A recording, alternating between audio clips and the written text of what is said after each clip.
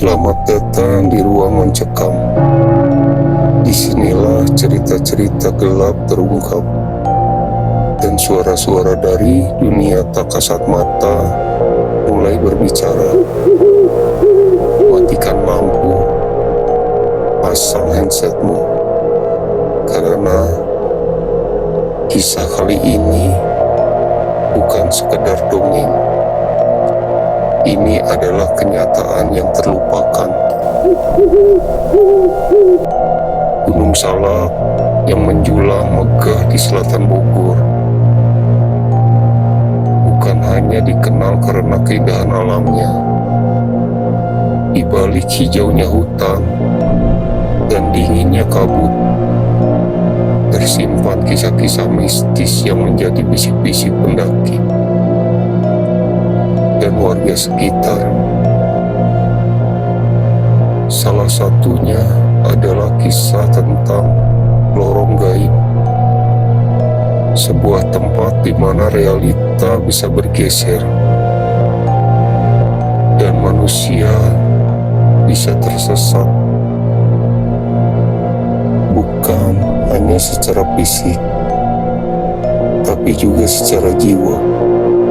Aditya, seorang pendaki berpengalaman, memutuskan untuk menaklukkan Gunung Salak bersama 3 temannya, Pino, Ega, dan Tika.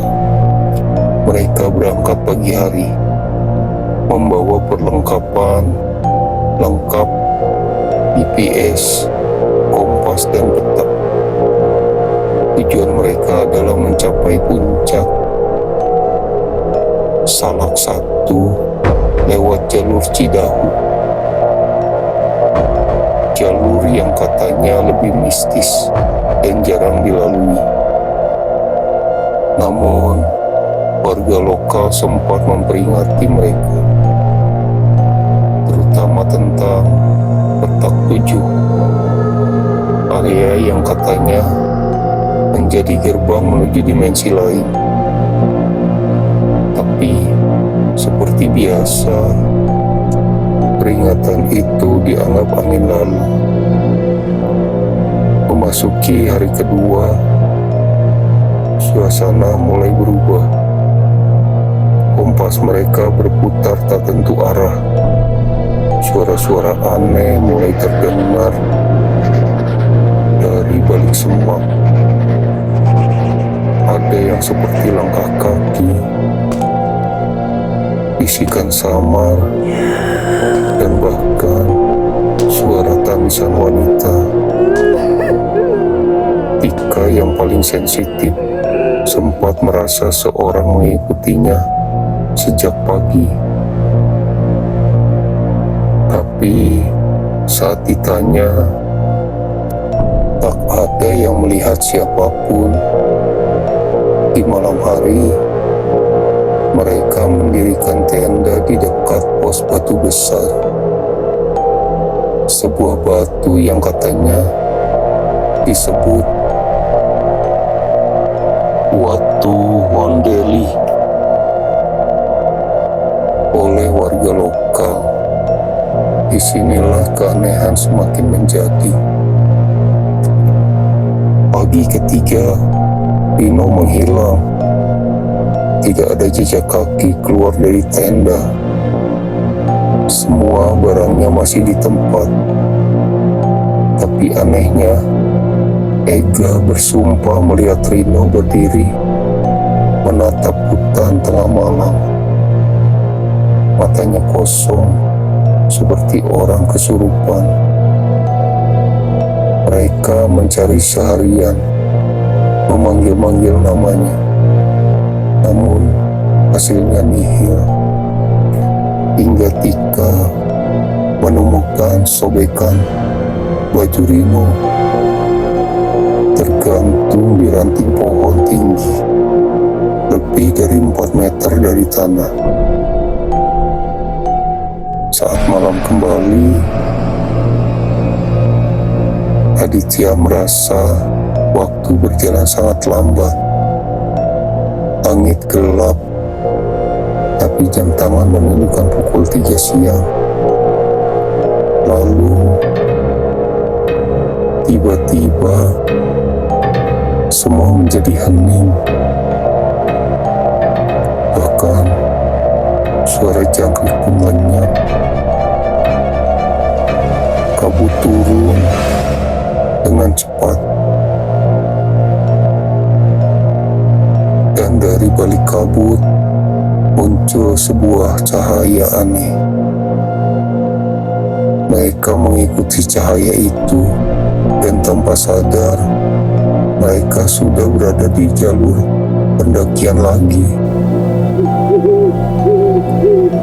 Di depan mata mereka, terbentang jalan setapak yang tidak ada di peta.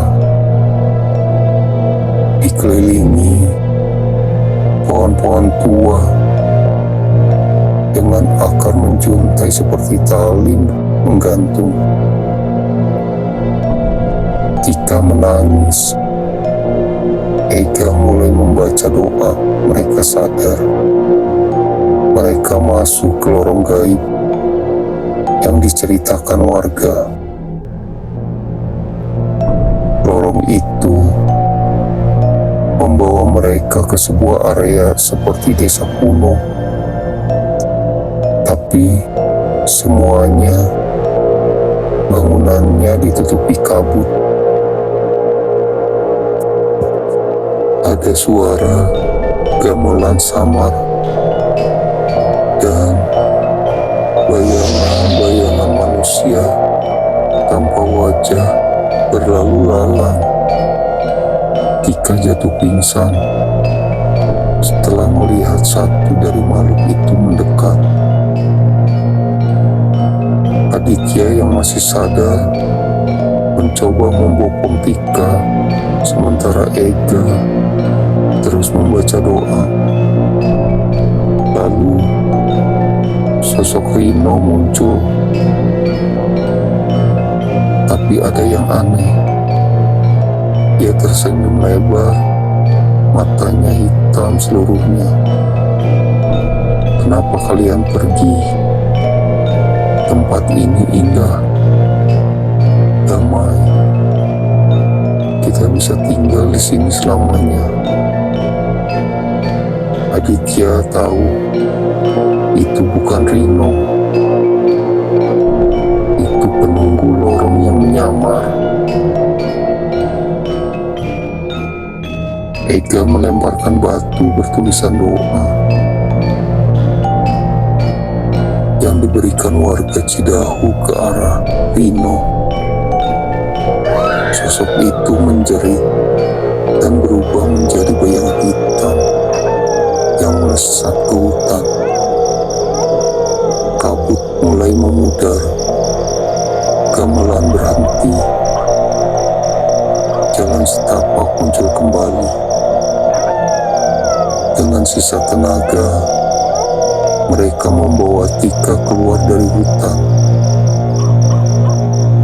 Aneh itu, hingga akhirnya tiba di pos jaga awal jalur pendakian. Mereka bertiga selamat, tapi Rino tak pernah ditemukan. Setahun setelah kejadian itu, Aditya kembali ke Gunung Salak. Ia meletakkan sesajen dan memohon doa di tempat terakhir ia melihat sahabatnya. Tapi saat menatap ke arah pohon tempat sobekan baju Rino tergantung, ia melihat sesuatu. Seseorang berdiri di balik kabut, menggunakan jaket yang sama dengan milik Rino. Dan Rino pun tersenyum. Terima kasih telah berani mendengarkan hingga akhir. Tapi ingat, tidak semua yang kamu dengar hanyalah cerita. Tetap waspada. karena ruang mencekam akan selalu mengintai di balik gelap, di antara sepi, dan mungkin di dekatmu sekarang. Sampai jumpa di kisah berikutnya. Jangan lupa subscribe channel ini.